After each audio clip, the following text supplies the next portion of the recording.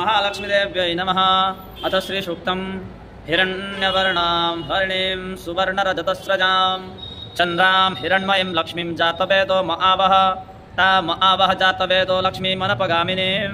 यस्यां हिरण्यं विन्देयं कामस्वं पुरुषानहम् अश्वपूर्वां रथमध्यं हस्तिनादप्रमोदिनीं श्रियं देवी मुवह्वयश्रेयर्मा देवेज्जुसदां कांशोऽस्मितां हिरण्यप्राकारामाद्राज्वलन्तीं तृप्तां तर्पयन्तीं पद्मे स्थितां पद्मवर्णां तामिहोपह्वयश्रियं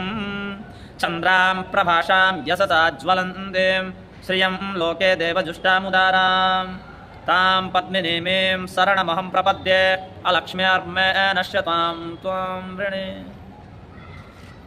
आदित्यवर्णे तपशोति जातो वनस्पतिस्तववृक्षोतविल्वः तस्य फलानि तपसानुदन्तु मायान्तराह्याश्च बाह्या अलक्ष्मीः उपैतु मां देव शकः कीर्तिश्च मणिनाशः प्रादुर्भूतोऽस्मि राष्ट्रेऽस्मिन् कीर्तिवृद्धिं दधातु मे क्षुप्तिपाशां मलां ज्येष्ठां मलक्ष्मीं नाशयाम्यहम् अबोत्तिमसमृद्धिं च षड्बानित्नुत मे गृहात् गन्धद्वारां दुरादर्शां नित्यपुष्टां करिष्यणीम् ईश्वरीं सर्वभूतानां तामिहोपह्वयश्रियं मनसः काममाकोतिं वाच सत्यमशीमहि पशूनां रूपमन्यश्च मयि श्रीश्रयतां यशः कद्दमेन प्रजाभूता महिषं भवगद्दम श्रियं भाषय मे कुले मातरं पद्ममालिनीम् आपसृजन्तु स्निग्धानि चक्ले तव शमे गृहे निच देवीं मातरं श्रियं वासय मे कुले आर्द्रां पुष्करिणीं पुष्टिं पिङ्गलां पद्ममालिनीं चन्द्रां हिरण्मयीं लक्ष्मीं जातवेदो महावः आर्द्रां यः करिणीं यष्टिं सुवर्णां हेममालिनीं सूर्यां हिरण्मयीं लक्ष्मीं जातवेदो महावः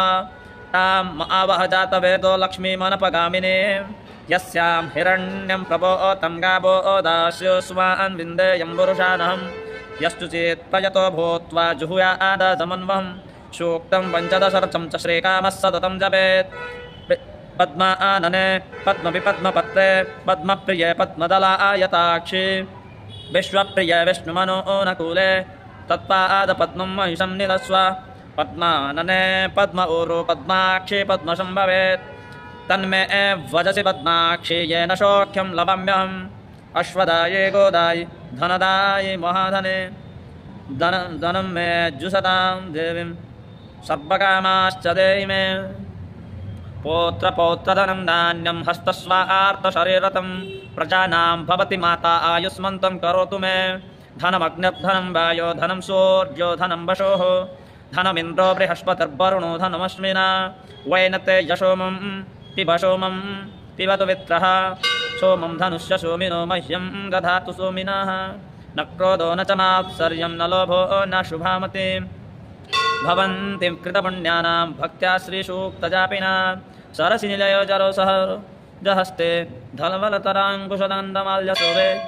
भगवति हरिवल्लभे मनोज्ञे त्रिभुवनभूतिकरि प्रसीद मह्यं विष्णुपत्नीं च मां देवीं माधवीं माधवप्रियां लक्ष्मीं प्रियसतिर्भूमिं नमामिच्युतवल्लभां महालक्ष्मी